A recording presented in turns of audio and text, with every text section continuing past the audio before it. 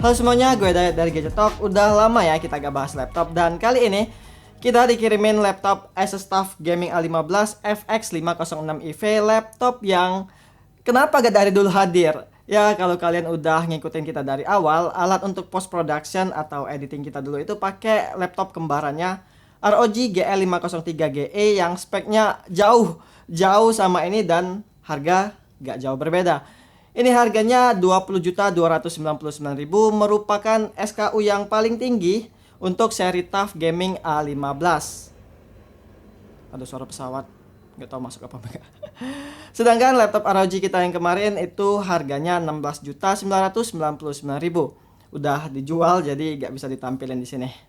Tapi itu laptop yang udah diproduksi 3 tahun yang lalu sih, jadi wajar-wajar aja. Nah, yang gue bingung kenapa Asus tuh ngeluarin seri TUF yang padahal udah ada seri ROG untuk penggunaan gaming. Ya, awalnya gue ngira mungkin di seri TUF ini tuh gak ada fitur se-eksklusif kayak di ROG. Ternyata fitur itu tetap ada di seri TUF. Awalnya gue tuh gak terlalu banyak ngarep sama laptop ini. Yang namanya laptop tetap aja laptop. Kalau kita bandingkan sama PC yang di belakang sini, ini harganya 35 jutaan dari segi harga. Dan spek di atas kertas pun jauh lebih tinggi daripada ini. Tapi surprisingly, experience dan kebutuhan gue yang sering gue lakuin di sini itu bisa juga dilakuin di laptop ini. Kencang. Kita bahas mulai dari desainnya dulu yang gak terlalu gaming-gaming banget malah. Di bagian cover udah berani pakai logo TUF karena seri TUF sebelumnya itu kan cuma tulisan SS doang. Looksnya sleeky, mulus, gak ada lekukan atau garis yang macam-macam ala gaming. Di ujung sisi ada 4 titik action baut biar kelihatan maco. Cuma action aja ya, bukan baut beneran. Tapi bahan pada covernya baru beneran maco. Pakai metal dan finishing matte biar gak nempelin sidik jari. Sedangkan untuk bagian dalam pakai bahan plastik yang dibuat seolah-olah kayak metal finishing juga dengan garis-garis seperti ini. Yang buatnya tambah maco lagi kalau laptop ini lulus military grade standar 810H yang bisa dipastikan aman kalau gak sengaja jatuh. Ya, asal jangan sengaja dibanting atau dihancurin aja ya. Itu beda cerita, bos. Terus pakai honeycomb design kayak di tombol power, grill atau ventilasi di bawah, sampai grade exhaustnya juga. Di atas exhaust ini ada 4 titik LED indikator dan di sebelahnya ada pemanis tulisan TUF Gaming. Jadi kalau dibuka atau ditutup, kedua ini tetap kelihatan biar lebih estetik. Nice. Emang Asus juara sih kalau soal desain. Nah, kalau mau desain yang lebih gaming banget bisa lirik varian yang Bonfire Black tapi bahan covernya plastik. Ada 2 varian warna, Fortress Grey yang kayak kita review ini dan Bonfire Black. Ukurannya sih mirip-mirip kayak laptop gaming mainstream. Ketebalan 2,4 cm dan berat 2,1 kg yang lebih ringan dibanding laptop ROG kita kemarin. Udah maco terus estetik lagi. Tapi gimana sama jeroannya? Ya ini tadi udah gue bilang sih, kencang. Asus TUF Gaming A15 ini pakai prosesor AMD Ryzen 7 4000 series, lebih tepatnya Ryzen 7 4800H dengan arsitektur 7 nanometer Zen 2, codename-nya Rinoa yang punya 8 cores dan 16 threads. Performa sekelas prosesor desktop tapi dengan daya rendah yang punya rating TDP 45 watt dengan base clock 2,9 GHz yang bisa di boost sampai 4,2 GHz. Terus untuk grafisnya ini SKU yang pakai GeForce RTX 2060 6GB DDR6. Lalu memori RAM 8GB yang pada penjualan awal ini konfigurasinya single channel aja DDR4 dengan speed 3200 MHz. Tapi di sini langsung kita pasang 16GB dual channel. Dan storage berkapasitas 512GB PCIe Gen 3 SSD. Langsung kita tes di Cinebench R20 penggunaan turbo mode dengan 5 kali run dan kita bandingkan dengan PC-nya Farid yang pakai Ryzen 7 2700 versi desktop yang sama-sama punya 8 cores dan 16 threads. Ya karena di sini kita gak ada laptop yang bisa kita compare, mau di compare sama yang ini itu kegedean Ryzen 9 3900X. Jadi ya ini sebagai gambaran aja. Di run pertama dapat 4065 poin multicore dan 467 single core. Sisanya sampai 5 kali run menurun di 3742 poin multicore dan 443 untuk single core. Sedangkan Ryzen 7 2700 versi desktop di run pertama dapat 2535 poin multicore dan 275 single core. Sampai 5 kali run ini lumayan stabil, gak banyak menurun di 2484 poin multicore dan single core yang cuma menurun satu angka dari 275 ke 274 poin.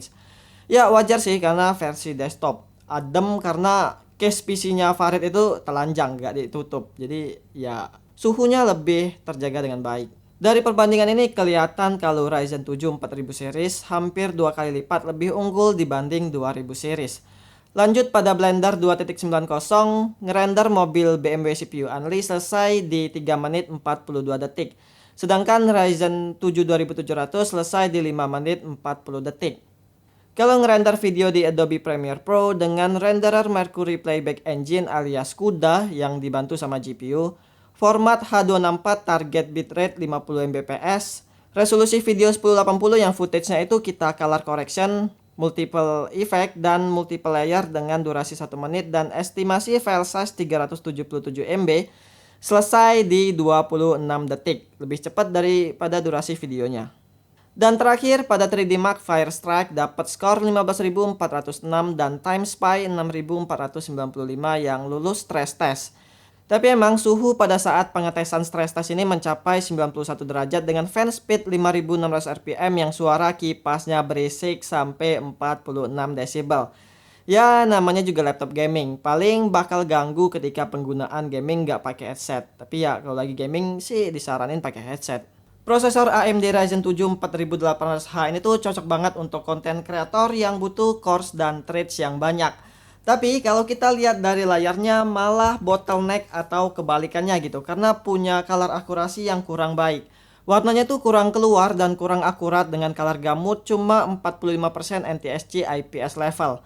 Dulu gue ngiranya kalau IPS itu udah yang paling akurat, tapi ternyata balik lagi ke color gamut yang dimiliki. Sebenarnya bisa banget kalau dipakai editing cut to cut atau yang lainnya karena prosesornya kencang. Tapi kalau misalkan bermain sama warna bisa dipastikan bakal meleset. Ya kekurangannya tuh cuma di warnanya aja sih. Paling solusinya pakai secondary monitor yang punya color gamut yang bagus. Jadi bisa dipastikan kalau laptop ini lebih ditujukan untuk gaming karena layarnya punya refresh rate 144 Hz adaptive sync yang bisa meminimalisir adanya screen tearing. Dengan ukuran 15,6 inch Nano Edge display alias bezel tipis layaknya laptop gaming 2020.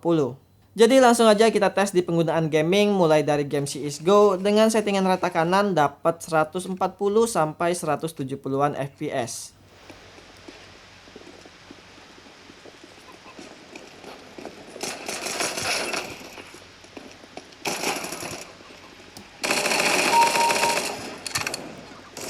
Lalu Overwatch dengan settingan rata kanan dapat 90-an FPS.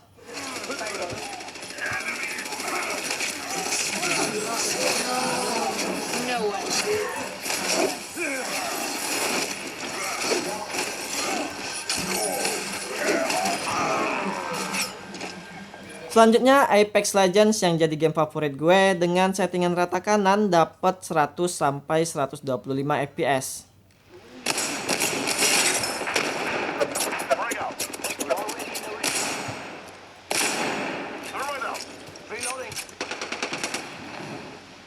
Dan terakhir game berat kayak The Witcher settingan rata kanan mentok 60 fps. Ini karena emang dari gamenya yang cuma support sampai 60 fps ya.